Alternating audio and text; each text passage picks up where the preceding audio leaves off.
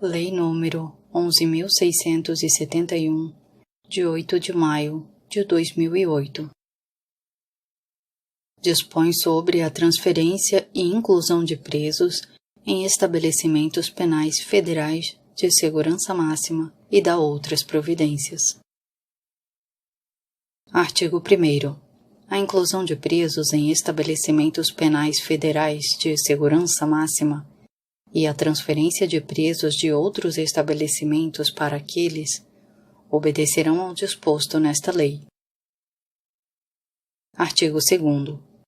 A atividade jurisdicional de execução penal nos estabelecimentos penais federais será desenvolvida pelo Juízo Federal da seção ou subseção judiciária em que estiver localizado o estabelecimento penal federal de segurança máxima ao qual for recolhido o preso.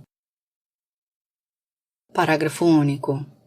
O Juízo Federal de Execução Penal será competente para as ações de natureza penal que tenham por objeto fatos ou incidentes relacionados à execução da pena ou infrações penais ocorridas no estabelecimento penal federal.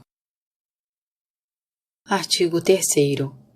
Serão incluídos em estabelecimentos penais federais de segurança máxima aqueles para quem a medida se justifique, no interesse da segurança pública ou do próprio preso, condenado ou provisório. Parágrafo 1º. A inclusão em estabelecimento penal federal de segurança máxima, no atendimento do interesse da segurança pública, será em regime fechado de segurança máxima com as seguintes características.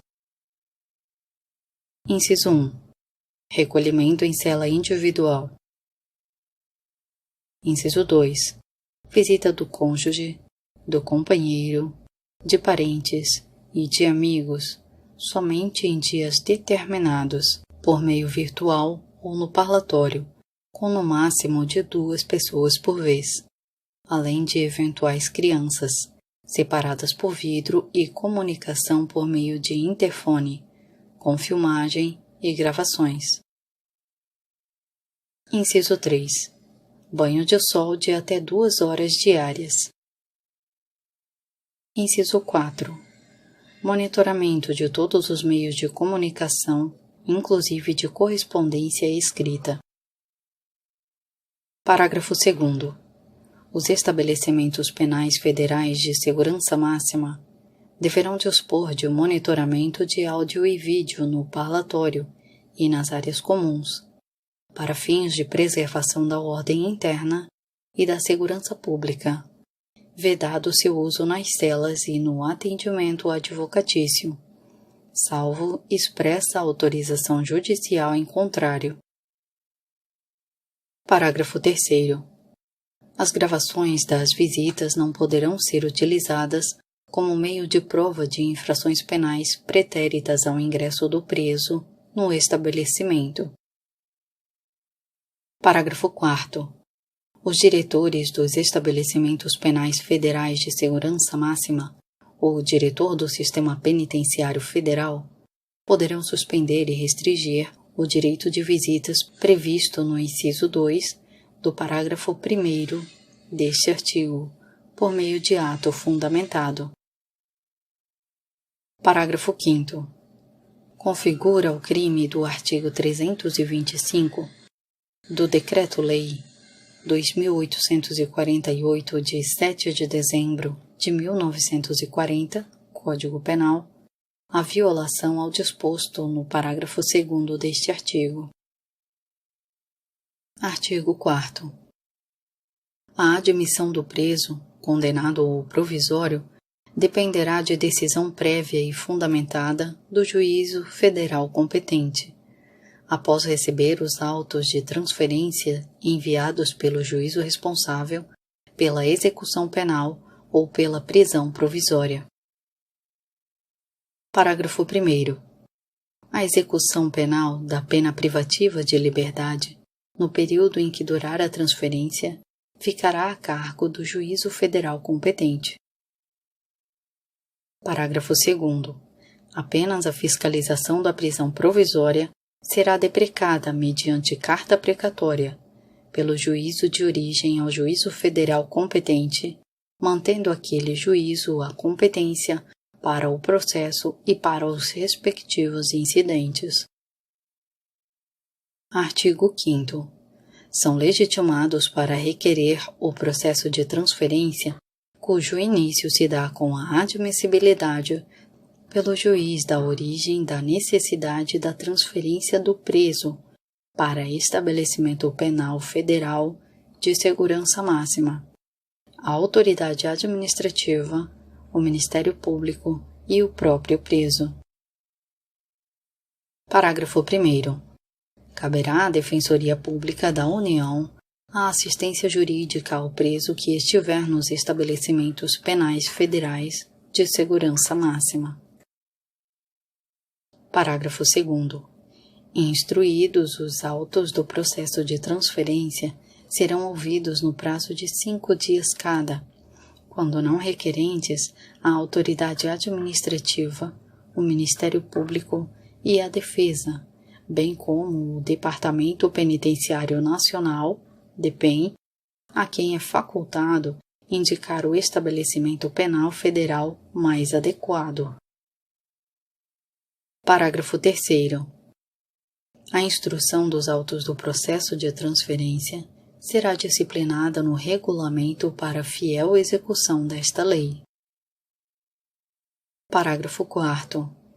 Na hipótese de imprescindibilidade de diligências complementares, o juiz federal ouvirá no prazo de 5 dias o Ministério Público Federal e a Defesa e, em seguida, decidirá acerca da transferência no mesmo prazo. Parágrafo 5º. A decisão que admitir o preso no estabelecimento penal federal de segurança máxima indicará o período de permanência.